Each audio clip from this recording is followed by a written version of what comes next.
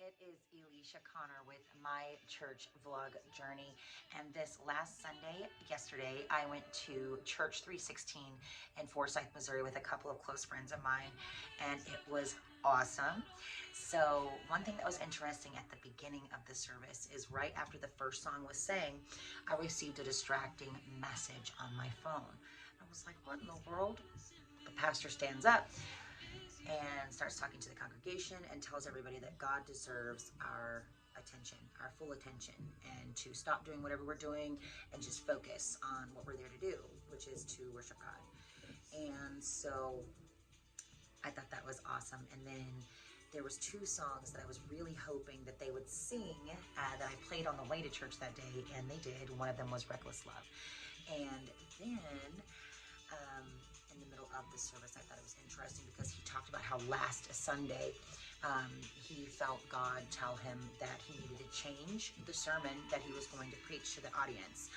And so on a whim, God spoke to him and showed him what he needed to preach about to the audience that day. Those are key words I have been looking for, and here's why. If you don't know, nowadays, there are churches that purchase their sermons through series online. Like they purchase what they're actually going to preach to the crowd each Sunday, and they study it, read it, memorize it, and then perform it on a Sunday or whatever service they're doing it. And I kept thinking, where are the churches that the pastors are still filled with the Holy Spirit and they are praying to God to show them and speak to them on what they're supposed to speak to God's people about? And because sometimes like that can change like right before a service even.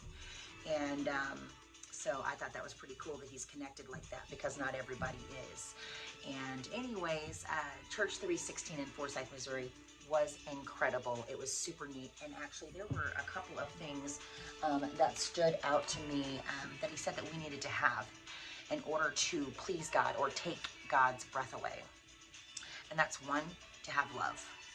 And two is humility. And then the third is faith. These are the things that take God's breath away. So that's my Sunday update, and I'll be going back, that's for sure. Stay tuned for the next church that I go to next Sunday. Until then, have a great week.